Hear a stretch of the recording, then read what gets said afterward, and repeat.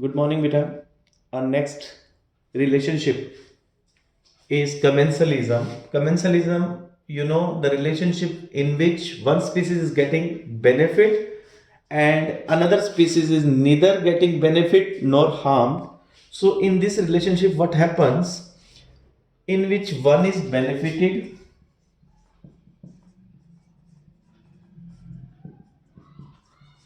one species is benefited and the other is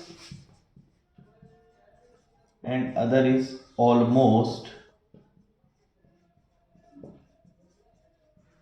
unaffected. So different examples. The first example is pilot fish and shark. Shark fish के साथ साथ में बेटा ये fish रहती है।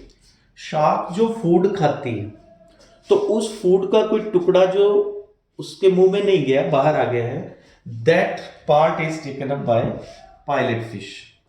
तो वो फूड जो शार्क के लिए यूजफुल नहीं है, जो शार्क के मुंह से जो फूड बाहर आ रहा है, जो पार्ट, तो उस पे ये फीड करती है पायलट फिश। तो शार्क को क्या प्रॉब्लम? कोई प्रॉब्लम नहीं है। So that's why this relationship is known as commensalism. Yes.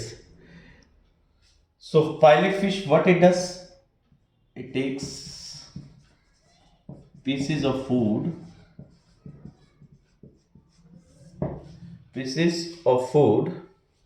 that break off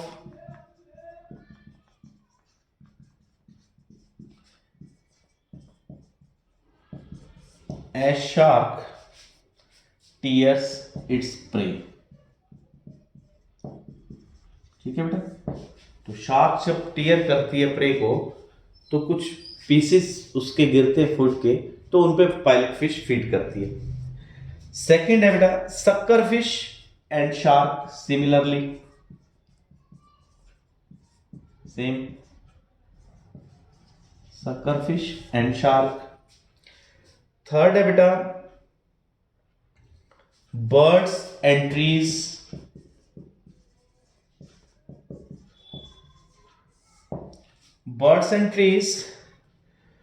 इसमें क्या होता है बेटा, बर्ड्स जो होते हैं वो रेस्ट करते हैं ट्रीज के ऊपर, तो ट्रीज के ऊपर तो कोई इफेक्ट ही नहीं आ रहा, लेकिन बर्ड्स को बेनिफिट हो रहा है। इसके बाद है बेटा कुछ बैक्टीरिया हमारी स्किन पे रहते हैं, bacteria and human skin.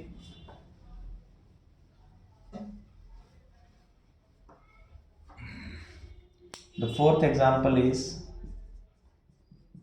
bacteria and human skin. तो इसमें क्या रिलेशनशिप है बेटा? नंबर ऑफ बैक्टीरिया, जैसे for example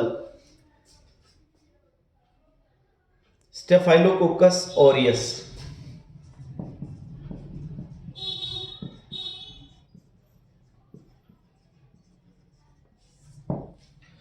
These bacteria lie on our skin, they get habitat, हमारी स्किन के ऊपर रहते हैं।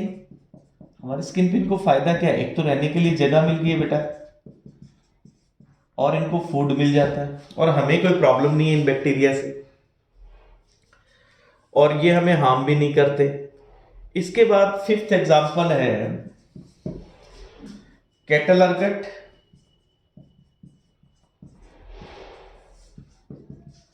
and grazing animals.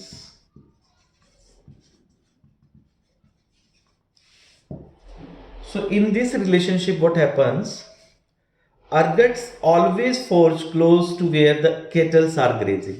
जहां पे कैटल्स हो, जब बेटा वो मूव करते kettles, they stir up and flush out the insects from the vegetation. तो जो वेजिटेशन है उसमें से इंसेक्ट्स बाहर आएंगे, उससे इस अर्गेट को फूड मिलेगा, और ग्रेजिंग एनिमल को कोई प्रॉब्लम ही नहीं है। इसके बाद नेक्स्ट रिलेशनशिप आता है बेटा म्यूचुअलिज्म।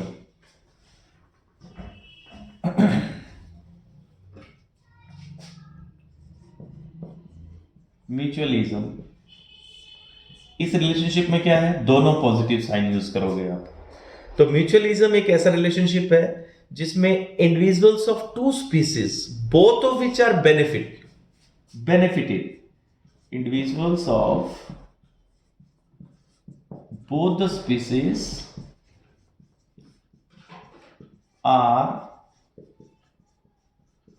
benefited, दोनों को फायदा हो रहा है। तो म्यूचुअलिज्म इस रिलेशनशिप में देखिए बेटा, जैसे फर्स्ट एग्जांपल है इसका, अपन +1 में पढ़ा था, termites and flagellates. Termites and flagellates,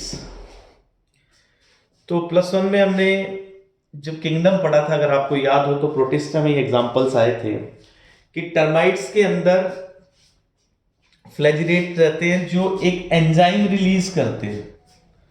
कौन सा एंजाइम रिलीज करते हैं? Beta galactosidase.